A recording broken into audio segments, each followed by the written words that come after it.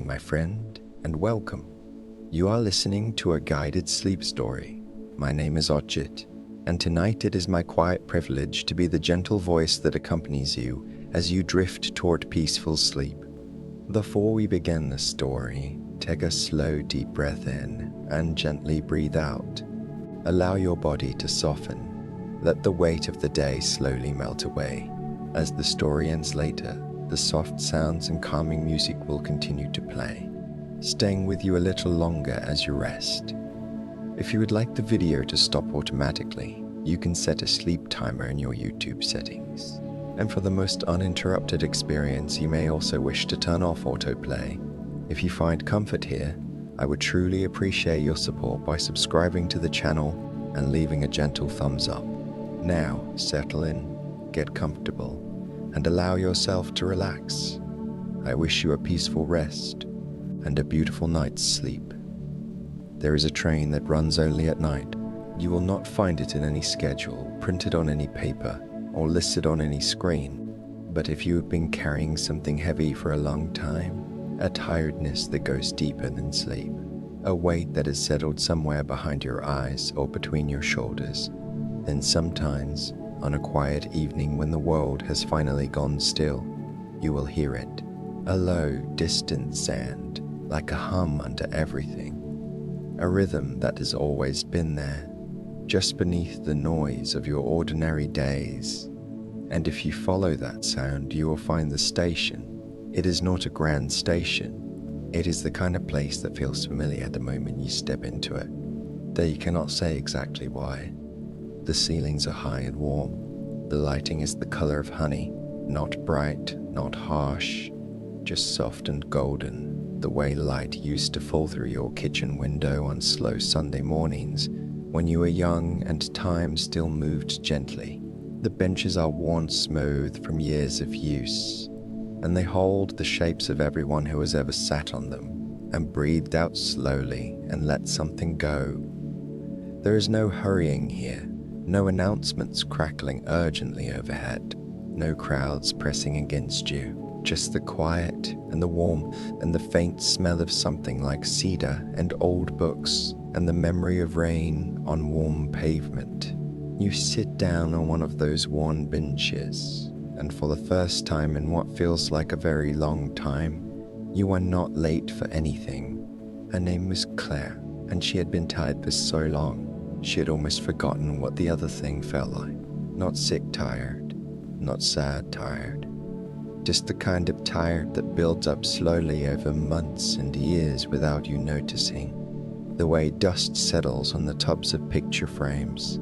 She was 34 years old, and she worked long hours at a job that asked more of her than it gave back. And she lived alone in a small apartment where the refrigerator hummed too loudly at night, and the downstairs neighbor sometimes played music just quietly enough that she couldn't quite ignore it. She had friends, and she loved them, and she called her mother on Sundays, and she managed. She was fine.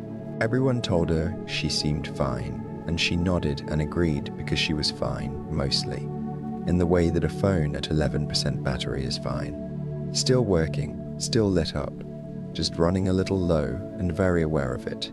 And this particular Thursday evening in the soft middle of November, she had finished work later than she'd planned, eaten crackers and leftover soup standing over the sink, and then walked outside into the cool, dark air because her apartment felt too small for her restlessness. She had no destination in mind. She just walked, hands in her coat pockets, shoulders slightly hunched against the chill, watching her breath make small, soft clouds in front of her. She had walked for 20 minutes or perhaps 40 when she turned a corner she had turned 100 times before and found, where there had never been anything but a concrete wall and some peeling municipal signage, a small train station. She stopped. She looked at it. The lights inside were warm and golden, falling in long rectangles across the platform. There was no one rushing, no one checking their phone with urgent brows. There were just a few people standing quietly or sitting on the benches inside, holding bags on their laps, wearing the soft expressions of people who had decided, finally, to go somewhere and rest. Claire stood at the entrance for a moment. She had no bag with her. She had no ticket. She had nowhere she needed to be tonight, or tomorrow, or for any stretch of time she could currently imagine. She walked inside, the warmth wrapped around her like something physical. A young man with a kind face and a dark green uniform nodded at her from behind a small wooden counter. He did not ask for a ticket. He did not ask for anything at all. He simply smiled and gestured gently toward the platform. "Train's in a few minutes," he said. "Take whichever seat feels right." She nodded as though this were perfectly ordinary, because in this place, right now, it felt like it was. The platform was quiet in the way that only nighttime places can be quiet, a fullness rather than an absence. The darkness beyond the covered platform was soft and deep, the sky above it wearing a thin layer of clouds through which the moon pressed like a lamp behind gauze. There were perhaps a dozen other people waiting, spread loosely along the benches, each of them in their own private atmosphere of calm. A woman in her 60s with silver hair pinned loosely at the back of her neck sat with a small knitting bag in her lap. Though hands were still, she was simply looking out at the dark and breathing slowly, as if listening to music no one else could hear. Nearby, a young man in his mid-20s sat with his head tipped back and his eyes closed. His legs stretched out in front of him, his hands folded on his stomach. He wore a rumpled shirt that suggested a long day in an office, but his face had the smooth, open quality of someone who had already begun to let the day go. A middle-aged man sat slightly apart from the others, reading a paperback novel with small print. A cup of tea balanced on the bench beside him, steam rising from it in the motionless air like a small, slow ghost. Claire found a bench near the end of the platform and sat down, and the bench received her with the solid, unhurried comfort of something that has been in one place long enough to be trusted. She closed her eyes for a moment. She listened.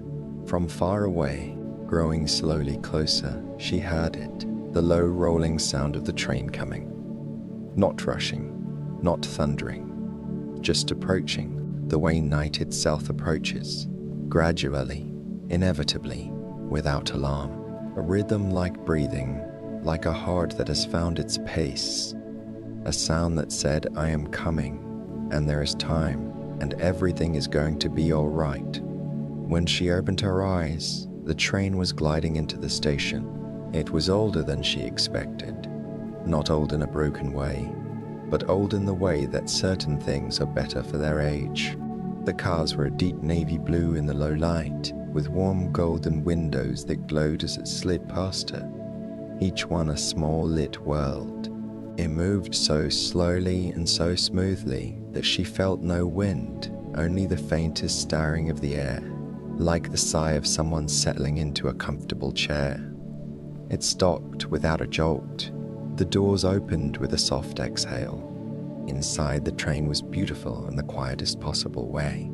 The seats were wide and soft, upholstered in a deep green that reminded Claire of old reading rooms and the felt on billiard tables she had seen in the lobbies of old hotels. The aisles were narrow enough to feel enclosed, protected. The overhead lights were dim and amber, the same warm honey gold as the station, and they hummed so softly that the sound sat just below conscious awareness, a frequency less heard than felt, like the purr of a large and contented animal. The windows were tall and clear, dark with the night outside, and in each one Claire could see the pale reflection of the car's interior overlaid with the moving darkness beyond. She chose a seat by a window toward the back, where it was quietest. She set nothing down because she had nothing to set down, which suddenly felt like a kind of luxury. She had arrived here with only herself, and that was all she needed to carry. The young man from the office a few cars back had found a window seat too. She could see him through the gap between seats, already settling, pulling his jacket from his shoulders and folding it against the window to lean against. The woman with the silver hair sat 2 rows ahead and across the aisle, and in the amber light her hair had gone the color of pale fire. One by one, the other passengers from the platform settled in, A young woman in her early 30s with the gentle, exhausted face of someone who had been very strong for very long, sat down across the aisle from Claire and almost immediately let her head fall softly back. Her lips parted slightly. Her hands rested open in her lap like two small cups, waiting to be filled with something good. The doors closed. The sound of the outside world vanished. In its place was the hushed interior of the train and the sound of people already beginning to breathe more slowly. Then, without any particular announcement, without any bell or whistle or ceremony, the train began to move. The motion was extraordinary. Claire had been on trains before, of course, commuter trains that rattled and shuddered, long-distance trains that swayed with a kind of aggressive authority, high-speed trains that pressed you back in your seat with their urgency. She knew the grammar of train travel, that this was something different. This train moved the way water moves through still places, fluidly, without friction, as if the rails beneath were not metal at all, but something softer, and the train was simply following the path of least resistance through the night. The rhythm of the wheels on the tracks was the first thing she really noticed. A soft recurring sound, patient and unhurried, da-dum, da-dum, da-dum, not loud enough to be intrusive, but steady enough to be present, to fill the air with something constant. It was the kind of rhythm that the body recognizes before the mind does, something that speaks directly to the old, animal part of us that remembers being rocked, being held, being carried somewhere warm, while the world outside went on without needing our attention. She let out a breath she had been holding, she realized, for most of the evening. Outside the window, the city gave way gradually. Not in a sudden shift, but in the way a conversation slowly changes subjects, drifting from one thing to another, so gently you don't notice, until you're already somewhere new. Streetlights became less frequent. Buildings became lower, then fewer, then gone, and then there was only the soft darkness of the countryside passing, and the faint shapes of trees against a lighter sky, and now and then the suggestion of a field or a hillside, outlined dimly by the moon pressing through its veil of cloud. It was beautiful in the way that darkness is sometimes beautiful. Not empty, not frightening, but full of quiet and distance, and the sense that the world goes on much further than you can see from where you are sitting, and that most of that world is sleeping, or close to it, and that you are moving gently through all of it, held safely in the small warm light. Claire rested a cheek against the cool glass. The cold of the window and the warmth of the car created a pleasant contrast, a small sensory dialogue. She could feel the vibration of the tracks through the glass, through her cheek, the faint trembling, like a hand patting her shoulder in a slow, reassuring way. She watched the darkness go by. She was not trying to think about anything in particular, and slowly, more slowly than she expected, and more completely, she found that she wasn't. Somewhere in the second hour, though, time on this train did not seem to behave exactly like time elsewhere, moving softly and without insistence. A conductor passed through the car. He was an older man, perhaps 65, with a trim white beard and small wire-rimmed glasses that he wore slightly low on his nose. He wore the same dark green uniform as the young man at the station, and he moved through the car with a careful, gentle unhurry, checking on things that Claire couldn't quite identify. Not tickets, not reservations, just something. As he passed her row, he paused and looked at her with the kind of regard that made her feel noticed without being examined. "Everything comfortable?" he asked. His voice was quiet, suited to the hour. "Yes," she said, and she meant it. He nodded, a small satisfied nod, as if her comfort was something he had personally arranged and was pleased to confirm. Then he reached into his jacket pocket and produced a small wrapped item which he set on the fold-out tray of her seat. A chocolate, dark, in simple gold foil. "For the long stretch," he said. "There's quite a bit of night ahead still." He said it the way you'd say something beautiful was coming. not something to be endured. She thanked him softly. He moved on down the aisle, pausing in a similar way at the woman with the silver hair, at the young man across the aisle, at the young woman who had already drifted into a light doze with her head against her folded jacket. He did not wake this last woman. He simply covered her feet with a small blanket. Where the blanket came from, Claire couldn't say, and moved on. Claire looked at the chocolate in her hand for a moment. She unwrapped it slowly, taking pleasure in the small ritual of it. She put it in her mouth. It was good. Not surprisingly, astonishingly good. Just exactly what it should be, exactly the right amount of sweetness and depth. Like a warm room on a cold evening, like something you had almost forgotten you needed until you had it. She folded the gold foil carefully and held it in her palm, a small bright square, warm from her hand. Outside, the train was moving through a valley of some kind. She could sense the landscape rising on both sides, could feel the slight change in air pressure, the way the darkness deepened when there were hills around you rather than open sky. It felt like being held, like the valley was a cupped pair of hands, and the train was moving through them, protected and small and perfectly safe. She thought, idly, and without any particular feeling, about her desk at work, about the 17 unread emails, about the spreadsheet with the 3 formulas she had not quite figured out, and the meeting next week she would need to prepare for. She thought about all of it the way you think about things seen through the wrong end of a telescope. Clearly, but very small and very far away. It will all be there, she thought, without any dread. It's not going anywhere. She turned back to the window. The woman with the silver hair, her name, though Claire didn't know it, was Margaret, had been riding this particular train for the second time in her life. The first time had been 20 years ago after her husband died. She had walked out of the hospital into the cold, early morning and simply started walking. And somehow she had found herself at a small station. And she had gotten onto a train that moved through the night so gently that she had, for the first time since the call had come, fallen asleep. She had woken up at a small country station feeling scraped clean and strangely light, as if a layer of something had been lifted. Not the grief had stayed as it does, as it should, but the rigid, breathless panic that sits on top of grief and makes it impossible to feel anything but terror. She hadn't been back since.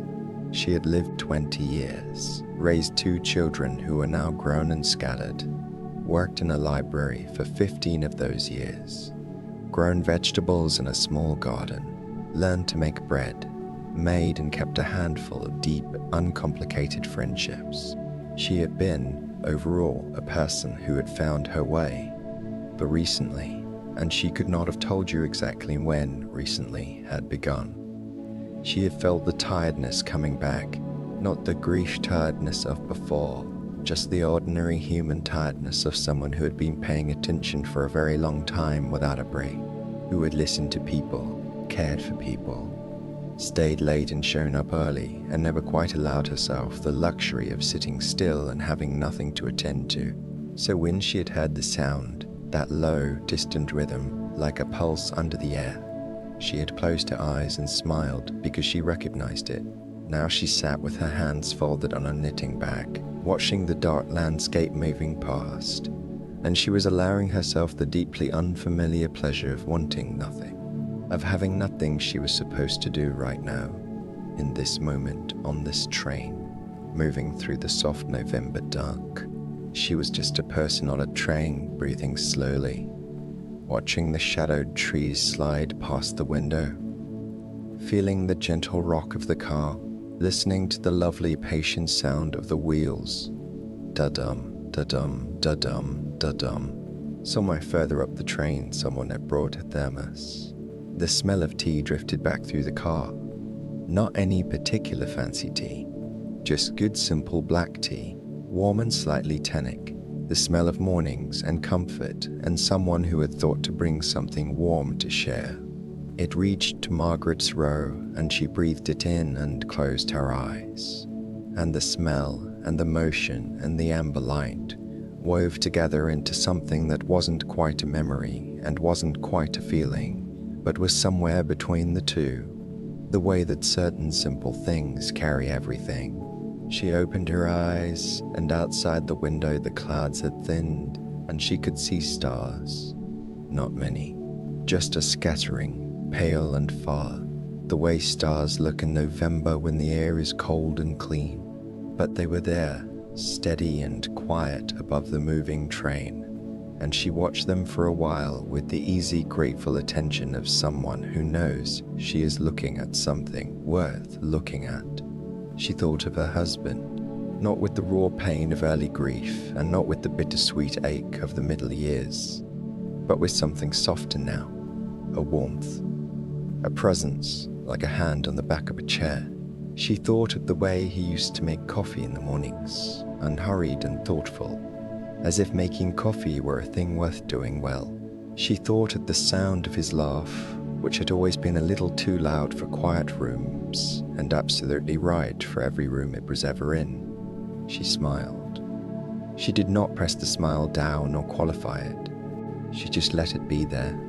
The train slowed very gently and came to a quiet stop at a small station. It was a small one, just a platform, a wooden shelter with a single lamp in it. And beyond that, the suggestion of a village, one or two lit windows in the distance, a water tower, the shapes of rooftops against the sky. No one got off here. No one got on. The train simply paused, the way a person pauses sometimes in the middle of a walk, just to stand still for a moment and be where they are. The doors did not open. The cool night air pressed gently against the windows. In the pause, the sound of the train's engine dropped to a lower register, a soft, continuous hum like the sound a room makes when it is peaceful and full of sleeping things. Claire became aware of the breathing around her, the quiet, steady breathing of the woman across the aisle, the slow rhythm of the man in the reading glasses, who had set his book down now and was looking out the window with the calm expression of someone who has just read the last good sentence and is sitting with it, the barely audible exhale of the young man with the office shirt, who had long since given himself over to sleep, his face perfectly still, all the worry pressed out of it by the patient darkness. Outside, the lamp in the wooden shelter swayed very slightly in a night breeze, sending a slow pulse of light across the platform, back and forth, back and forth, back and forth. Claire watched it. There was something about that swaying light, something that went under thought and reasoning, that spoke directly to the part of her that was past words. It said, "Here is a quiet place, and the wind is moving through it, and the night is doing what it has always done, and none of this requires anything from you." She let out a breath, long, slow, like something unspooling. Then the train sighed and moved again, and the platform slid away behind them, and the village lights winked out through the darkness, and they were in the deep countryside again, moving through the soft November dark, and the stars were there above the thinning clouds, and the wheel rhythm resumed its gentle, unhurried conversation with the tracks. Da-dum, da-dum, da-dum. Claire fell into a soft half-sleep somewhere after the second hour. That pleasant state where you are not quite gone, but you are not quite here either. Where the sounds of the world around you become softer and more shapeless, like music heard through walls, and your thoughts become slow and separate, like clouds on a day with almost no wind. She was aware at the edges of her consciousness of the motion, the rocking, the rhythm. She was aware of the warmth of the car around her, and the faint cool of the window against her forehead, and the smell of the upholstery and the ghost of that shared tea. She was aware of the darkness outside and the amber light inside, of herself held between these two things, warm and still and going somewhere without having to try. In this half place, things came gently, not thoughts exactly, but impressions, small weightless things drifting up the way bubbles rise through water. A memory of lying in tall grass as a child, looking up at a sky full of movement. The feeling of a certain afternoon that had lasted a long time in a good way, slow and golden and full of nothing important, The sound of her mother's voice saying her name in the way it used to, back when she was small, and the world was something that happened around her, rather than something she had to hold up. Nothing disturbing, nothing demanding, just the soft sediment of a life, lifting gently in the current of this quiet movement, and settling again, lighter than it had been. She was not trying to solve anything. She was not building a plan or reviewing a list or rehearsing a conversation. She was just there, in the dark and the warmth and the steady rhythm, and that was enough. That was so much more than enough. Somewhere in the car, someone turned a page. Somewhere outside, the wind moved through tall grass. The stars turned slowly, as they always do, as they will long after all of this. She woke, if woke is the right word for returning from that soft half place, sometime later, with the feeling of having been somewhere good. The car was very quiet. Most of the passengers were sleeping now. The man with the book had set it down and was breathing slowly, his glasses still on, his head tipped gently sideways. The woman across the aisle had pulled her jacket higher around her shoulders and gone deeply under. Even the conductor, when Claire looked back down the aisle, was standing at the far end of the car with his hands folded and his eyes closed. Not sleeping exactly, but simply resting within himself, in the way that patient, long-practicing people do. She looked out the window. They were crossing a bridge. Below, she could see water, a river, wide and dark and very slow, catching the moonlight in long silver threads. The bridge was old, stone-arched, and the train moved over it with a slight change in sound, a lower resonance, a deeper hum that she felt more in her chest than her ears. The water below was completely still in the places where the moonlight didn't touch it, and where it did, it gleamed like the back of something alive and peaceful. On the far bank, she could see the shapes of trees leaning slightly toward the water. Willows, she thought, or something like them, their long branches trailing, their reflections below them shivering where the water moved around a bend. It was so quiet and so beautiful that she pressed her hand flat against the window as if she could touch it. She thought, I had forgotten that things can look like this, not in any dramatic way, just a soft recognition, the way you might recognize a song you loved when you were young. Not with surprise, exactly, but with a warmth that spreads from somewhere in the center of you, outward. She had spent so many months with her eyes on the ground, on screens, on the small, closed distances of ordinary life. And here was a river in the dark, and trees leaning toward their own reflections, and a moon behind clouds, turning the sky a pale and milky blue, and none of it needed her to do anything about it. It was just there, doing what it had always done, and she was passing through it, and that was a gift. A small, uncomplicated, entirely sufficient gift. The bridge ended. The river was behind them. The trees closed in on both sides of the track, darker and taller now. A corridor of quiet moving through the night. Claire lowered her hand from the glass. She could feel the faint warmth her palm had left there, already fading. In the seat ahead and across the aisle, the young man, his name was Daniel, and he had been 26 for 3 months and already felt in some formless way that he had done something wrong with the first portion of his life, though he could not have said exactly what, had woken from his first deep sleep in weeks. Not startled awake, just eased up from it slowly, the way you rise from warm water when the time is right, and floated for a moment in the comfortable space between sleep and waking, aware of the motion of the train, the soft sounds of the car, the darkness outside. He was warm. His neck didn't hurt the way it usually did when he slept in chairs. His mind was quiet in a way he wasn't used to. He had been, before finding this train, the kind of tired that expresses itself as restlessness, unable to sleep, but also unable to be awake in any useful way, just churning, lying in bed at 2 in the morning, running the same anxious loop of thought. The email he should have sent differently, the conversation he'd handled wrong, the feeling that everyone around him seemed to know something he hadn't been told. He was not sad exactly. He was not quite happy either. He was 26 and overworked and living a life that looked approximately correct from the outside and felt slightly hollow on the inside. And he didn't know yet how to talk about that, or who he would talk to about it, or whether it was even the kind of thing you talked about, or just the kind of thing you eventually outgrew. He looked out the window.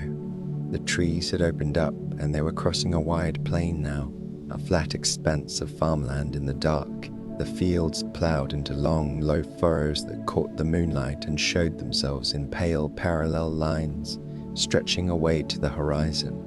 It was very simple and very wide and very still, and Daniel looked at it and felt something shift slightly in his chest. He had grown up in a place like this, flat, quiet, with big skies. He had left it as fast as he could when he was 18. Eager for everything that felt like more density, more speed, more people, more opportunity, more noise that might drown out the inner quiet that he'd always found slightly uncomfortable, as if stillness was something to be escaped rather than inhabited. Now at 26, he looked at this simple dark field under this simple dark sky and felt that he had perhaps miscalculated.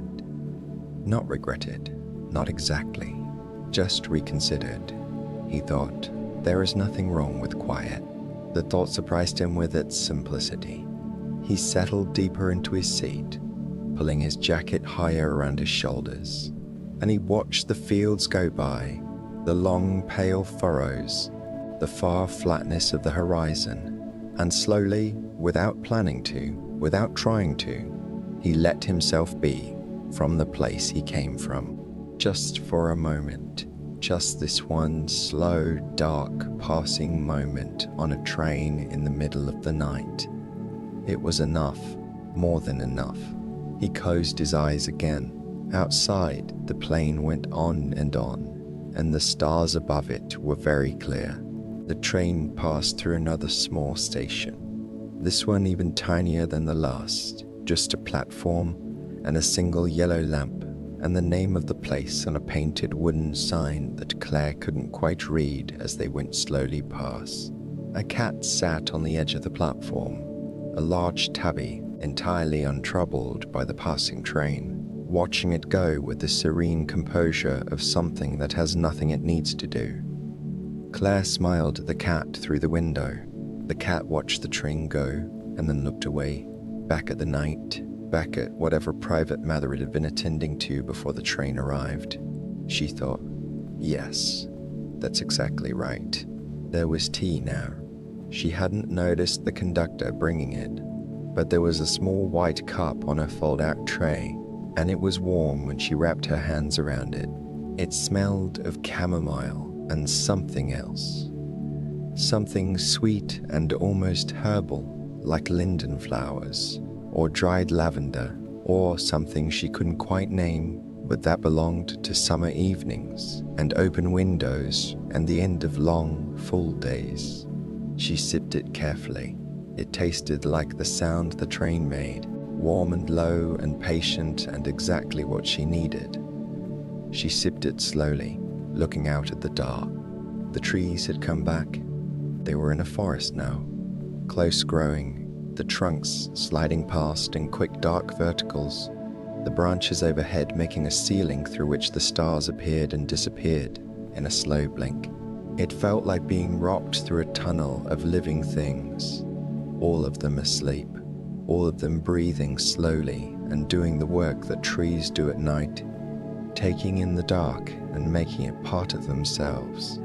She thought about her apartment. She thought about it differently than she had earlier in the evening, not with the faint dread she had been carrying toward it for months, but with something softer. She thought about her one large window, the one that faced west and caught the sunset if she was home in time to see it. She thought about her kettle, which had a chip in the handle that she had always meant to replace and never had. She thought about the small succulent on her windowsill that she had not killed yet, against all expectations, and felt a mild and uncomplicated affection for it. It is a place I live, she thought. It has a window, it has a kettle, there is a small plant in it that is still alive. These felt just now like sufficient things. An hour later, or perhaps two, time continuing its soft misbehavior, the train began a long, gradual descent. She felt it in the slight tipping forward of her body, the barely perceptible lean.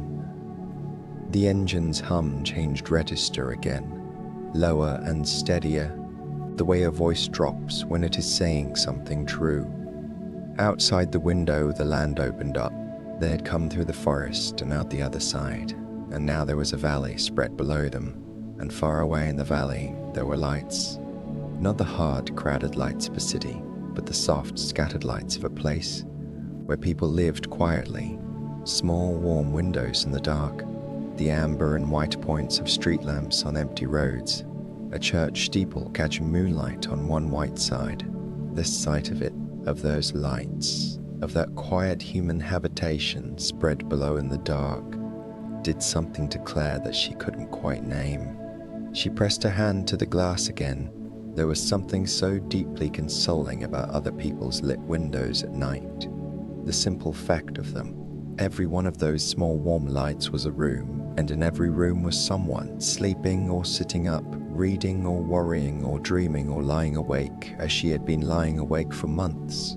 And all of them, every single one, was just a person trying to rest. Just someone at the end of their particular day seeking the small, ordinary warmth of their own shelter. She thought, we are all so tired, and we are all trying so hard, and most of us are doing our very best. It was not a new thought, but it felt new in this moment, coming to her through the window of her quiet night train, looking down at those small, scattered lights in the dark. It felt true in the way that certain things become true only when you are still enough and quiet enough to really feel them rather than just think them. Her eyes filled very slightly, not with sadness, just with the feeling of something gently releasing. The way a knot in a shoulder will sometimes soften when you have finally warmed it enough. Not dramatically, not all at once, but perceptibly, the tension releasing its hold, degree by careful degree. She let the tears sit in her eyes without pressing them away. They did not fall, they just softened her vision a little, made the lights below shimmer and spread, the way stars do when you look at them, just slightly out of focus, letting them become not points, but small, warm blooms of light. She sat like that for a while, soft-eyed, watching the lights of the valley as the train descended toward them through the dark. Margaret, in her seat 2 rows ahead, had begun very quietly to knit. Her hands moved of their own authority. She had been knitting long enough that it lived in her fingers, not her mind, and the needles made the smallest possible sound, the softest click that was less a sound than a rhythm. Another quiet pulse layered into the train's already layered quiet.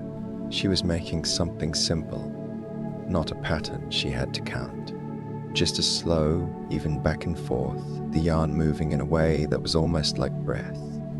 She was thinking about her garden. She thought about the beds she had put to sleep for winter, the careful mounding of soil, the stakes pulled, the last of the tomatoes composted.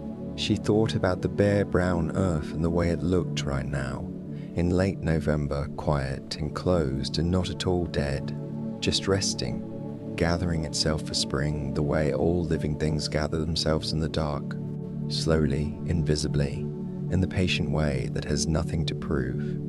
She thought about what she would plant in the spring. She had been thinking about peonies. She had never grown peonies. They took years to establish. And she had always somehow felt that years was something to be careful with, to count out carefully, as if she might not have as many as she needed. But lately, and perhaps this was its own kind of gift from wherever gifts come from, she had started to think about the years differently, as abundance rather than scarcity, as a field she was walking through rather than a road she was running down. She would plant peonies in the spring.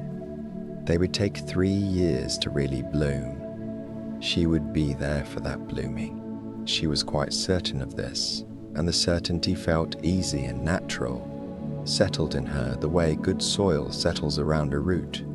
Her needles clicked their soft, steady rhythm. The train descended toward the valley. The conductor came through once more, moving with the same unhurried care, his footsteps barely audible on the carpeted aisle. He checked the sleeping passengers with the quiet attention of someone who takes his responsibilities personally, without being heavy about them. He adjusted a fallen blanket.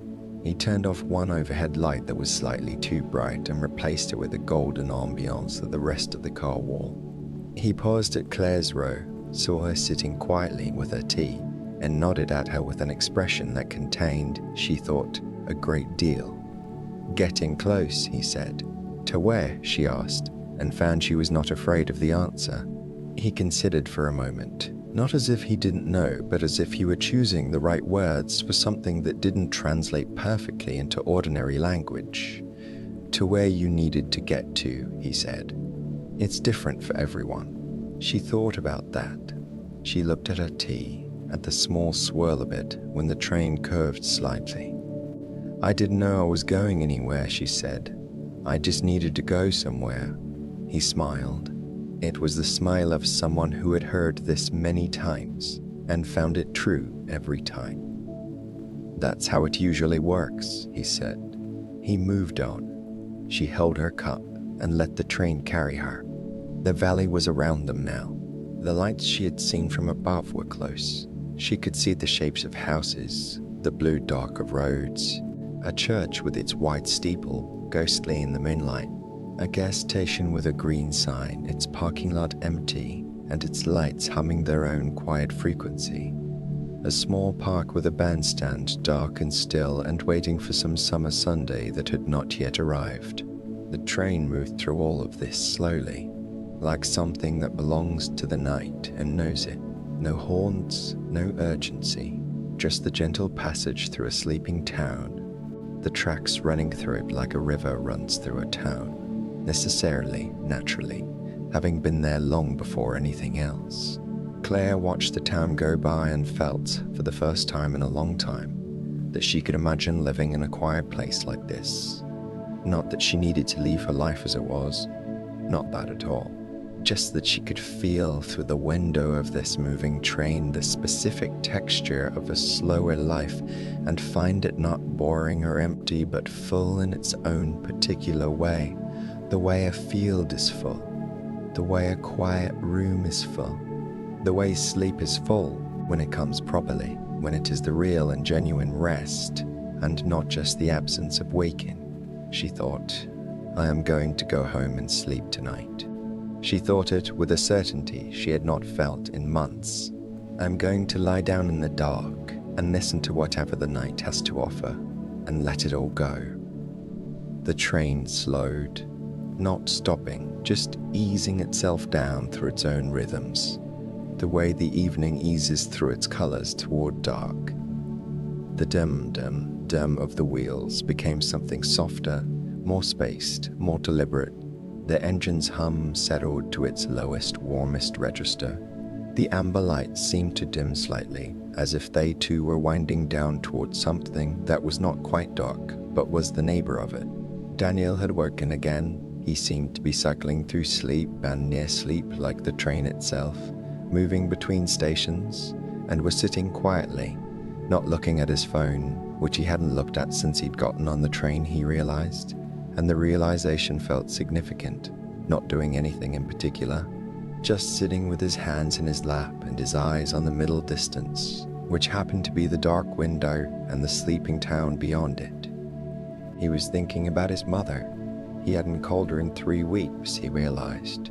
Maybe 4, not because anything was wrong. Just the drift of his days, the way time moved when you were busy and not quite present in your own life. She would not have complained. She never did. She was the kind of person who makes their love very quiet because they don't want to be a burden with it. And he had inherited something of that in himself, the too quiet love, the unsaid things. He thought, I will call her this week, not to say anything important, just to hear her voice and let her hear mine. It was such a simple thought. It cost nothing, it weighed nothing. He felt for a moment very clearly how small the distance was between him and the things that mattered. Not miles or years or great effort, just the small, deliberate movements of a person deciding to close a gap that widened by inattention. He could close it. He could close it very easily. He sat with this. Outside the window, a dog was sleeping in the grass beside a house, curled into itself, completely at peace, entirely untroubled by the train passing 30 feet away. Daniel watched it and felt a fondness for it so sudden and sincere that it surprised him. Sleep well, he thought, you lucky, uncomplicated thing. The train came to rest, not the final stop, just another of those quiet pauses, this one longer than the others, at a station that was more substantial than the previous two. There was a small waiting room with warm lights and wooden benches and a clock on the wall that showed an hour that seemed both very late and entirely right. There was a vending machine that glowed in the dark of the platform with its own amber warmth. There was a bicycle leaned against the wall of the station building, patient and still, waiting for its owner's return. The doors opened. The night air came in, cool and clean, carrying the smell of damp earth and pine and something faint and sweet that might have been wood smoke from somewhere in the town. It touched Claire's face like the lightest possible attention, like something that was merely checking in rather than demanding anything. She breathed it in, held it for a moment, let it out. A few passengers got off here. They did it quietly, gathering their things without fuss, stepping off the train into the core platform, looking around with the calm, unhurried faces of people who have arrived somewhere they know. One woman in a long coat paused at the bottom of the steps and looked up at the sky for a moment, her face tilted back, her eyes finding the moon where it sat behind its gauze of cloud. She stood like that for 3 or 4 seconds, just herself and the sky. And then she walked away into the station, and the night received her gently. A few new passengers boarded, taking seats with the careful quietness of people entering a room where others are sleeping. They settled. They breathed. They let the train's rhythm receive them. The doors closed. The cool air withdrew. The engine's hum rose very slightly, and the rhythm resumed. Da-dum, da-dum, da-dum. And they were moving again, through the dark and the quiet, under the patient stars. In the last hour of the journey, something changed. Not dramatically, not in any way that could be pointed to or measured, but something in the quality of the air inside the car, in the feeling of the motion, in the collective breathing of the sleeping passengers, had deepened, settled, come to rest within itself. The amber lights, already low, had found an even quieter register. The shadows between seats were deeper and softer. The window reflections, each passenger's faint ghost in the glass overlaid with the moving dog, were still. Claire was not asleep, but she was not quite awake in the ordinary sense either. She was in a place that had no name in the waking world, but that everyone who has ever been deeply tired and finally at rest has visited. That state of radical stillness where the body has decided it is safe and has put down everything it was holding and is simply here, breathing, warm, going nowhere urgently. She was thinking about nothing. This sounds simple, but it was something she had not been able to do in a very long time. Her mind had been a busy place for months. Not loud, not chaotic, just perpetually occupied. Always the next thing. The undone thing. The thing she should have done differently. The thing she was worried about. The low and constant background conversation of a person who cannot quite let themselves off the hook for the fact of being human, and therefore imperfect, and therefore always in some small way behind, Now there was none of that. There was the train. There was the dark. There was her own breathing, slow and even. There was the warmth of the car and the cool of the glass, and the rhythm under everything, like the rhythm under everything, the one that had always been there even when she couldn't hear it. Da-dum, da-dum, da-dum, da-dum. She thought, I am going to be alright, not I am alright. She'd been telling herself that for months, in that tightly controlled, forward-facing way, not I will be alright. That implied something still needing fixing, still requiring effort and time. Just, I am going to be alright. Present and future at once. A process, not a destination. A river, not a crossing. She let it sit in her. Let it be true. Outside, the landscape had opened up again. They were on high ground now. She could feel it. The way the air had clarified. The way the horizon had expanded. The way the stars seemed not just visible, but close. As if altitude had brought her a small fraction nearer to them. Below and ahead, spread across the basin of a wide and gentle valley, were the lights of what seemed like a city. Not a great one, but a real one. The kind of city where people have been living for a long time and have built up around themselves over the years. The specific geography of ordinary life, the bakeries and the parks and the old library and the streets the children have named for themselves, and the corners where people have always met for no particular reason. It looked, from up here, like a map of warmth. Claire looked at it and felt a slow, simple gladness. She was going to go home tonight. She was going to unlock her door and take off her coat and fill her kettle, the one with the chipped handle. And she was going to stand in her kitchen in the quiet and drink something warm while the city outside went about its night business. And then she was going to go to bed and pull the covers up and close her eyes and let the dark have her. And we'd get, and she was sure of it now in the way you are sometimes. Finally sure of things on quiet trains moving through the night. She closed her eyes. The rhythm of the wheels was in her chest now, low and steady. The warmth of the car was around her. The amber light was behind her eyelids, faint and reddish, the color of a candle seen from far away. She breathed in. She breathed out. She let the train carry her. Margaret had stopped knitting. Her hands were still in her lap, the needles crossed over the soft length of whatever she was making. She wasn't sure now.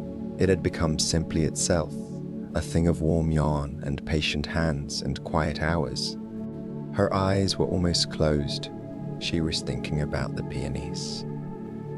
She was thinking about the spring and the brown winter earth and the bulbs she would plant in it and the 3 years of patient waiting and herself in that third year, older and probably much the same in all the ways that mattered. Standing in her garden in the early morning with a cup of tea, watching the first bloom open, she could see the color of them. A pale rose, nearly pink, petals layered upon petals, heavy and sweet and entirely themselves. She fell asleep to the image of those flowers. Daniel was already deeply gone. He was dreaming about nothing in particular. One of those soft dreams that have no plot, just atmosphere, warm light, familiar voices, the specific comfort of a place that is home. He was smiling, very slightly, in his sleep. His hands were open on his knees, relaxed and unheld. In the morning when he woke, he would call his mother. He didn't know this yet, in the dream, but he would. The train entered the city slowly and with great care. It moved through the outer neighborhoods first, the quiet residential streets with their rows of houses, each one with its specific darkness, its particular sleep. Past a school, long dark, its playground empty and silver in the moonlight. Past a park where the trees stood very still in the windless air. Past a church with lit windows. Not church services at this hour, just the light left on for the building's own reasons.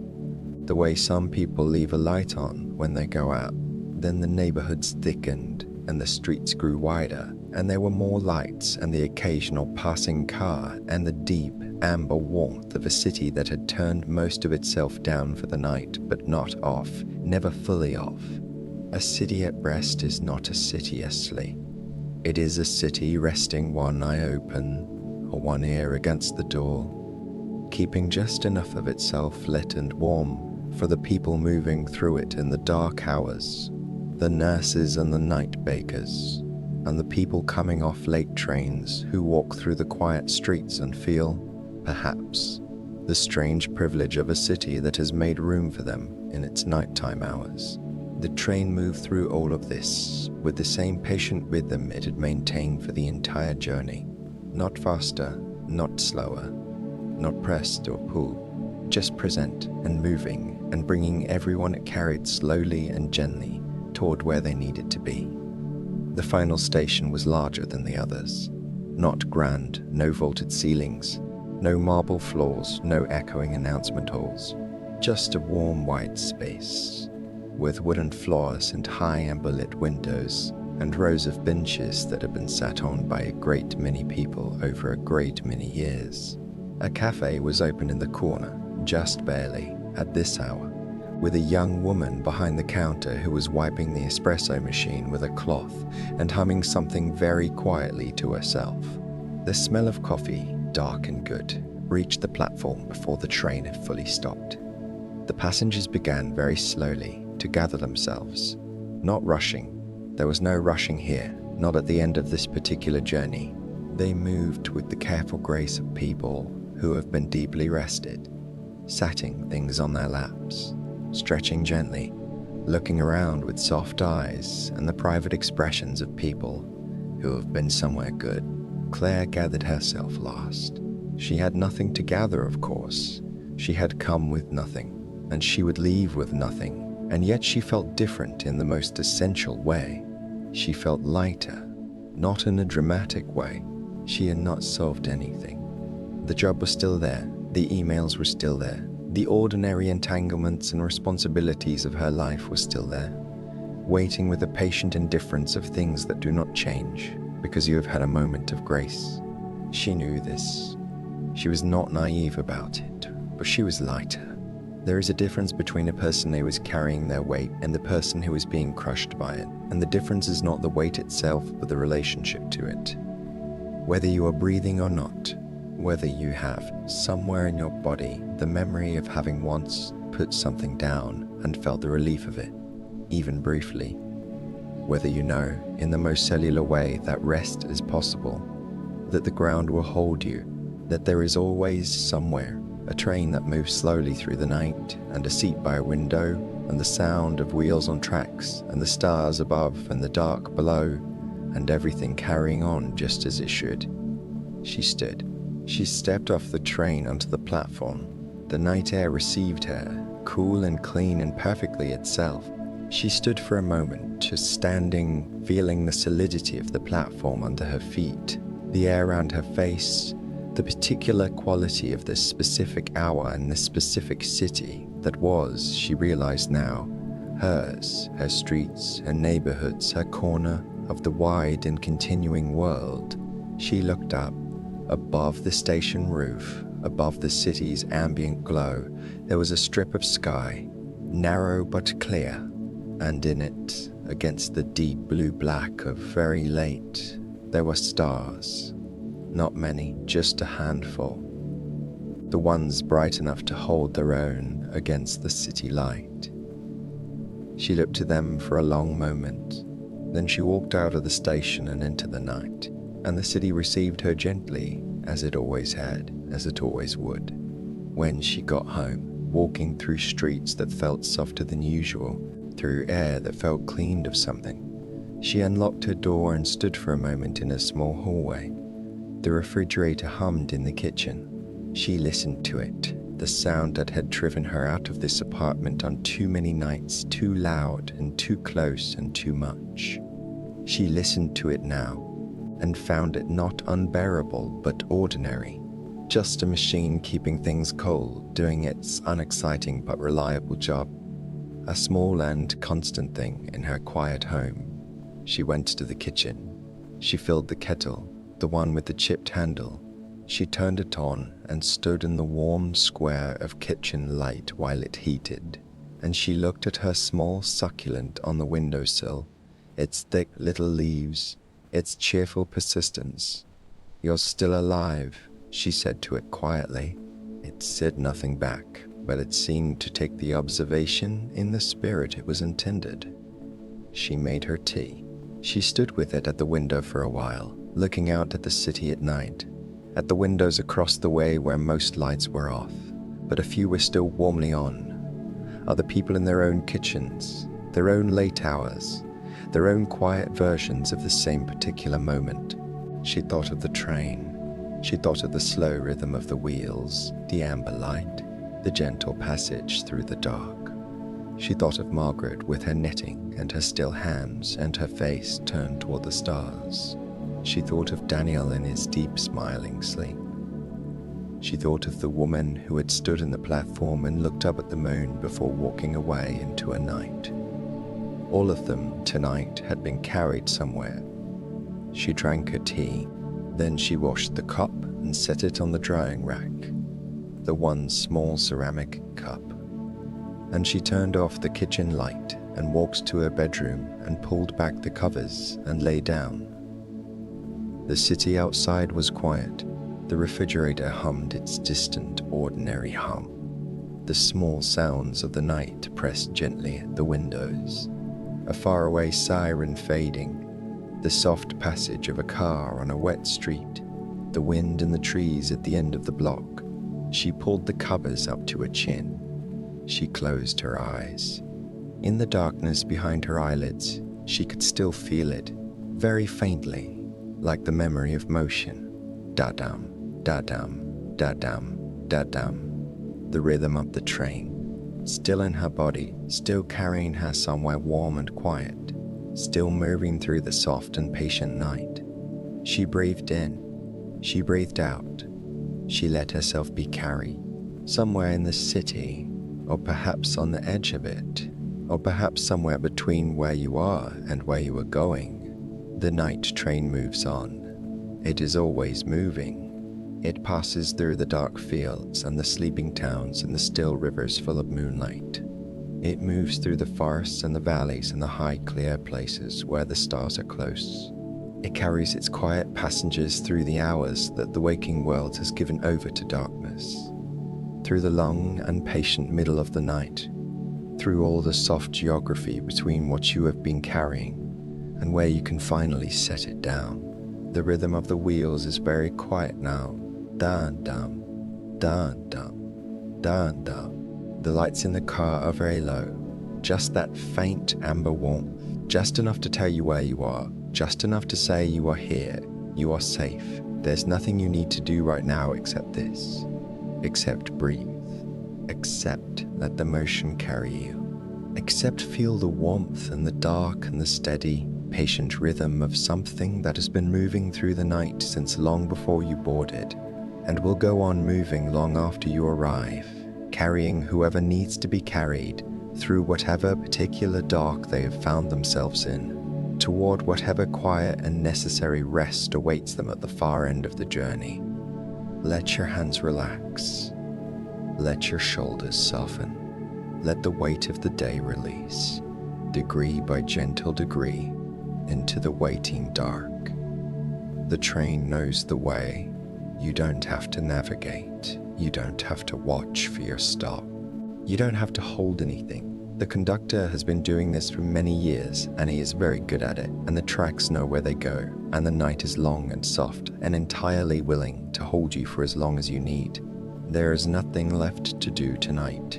Just this. Just the quiet car and the amber light and the sound of the wheels finding their rhythm on the long rails in the dark. Da-dum, da-dum, da-dum. Close your eyes. Let the train carry you home. The night is very quiet now. The fields are dark. The stars are there above the clouds, steady and patient, doing what they have always done. Somewhere a river moves through its own night, carrying nothing but itself and the cold moonlight on its surface. Somewhere a cat sits on a platform and watches the train go and returns to its own private stillness. Somewhere a garden is asleep under its winter covering, waiting for the spring it knows will come. And the train moves on, and the rhythm is very low now, very slow, like a heartbeat that has found its resting pace. Da-dum, da-dum, da-dum, da-dum. Sleepy, where we listen and we relax, and it's so lovely to have your company.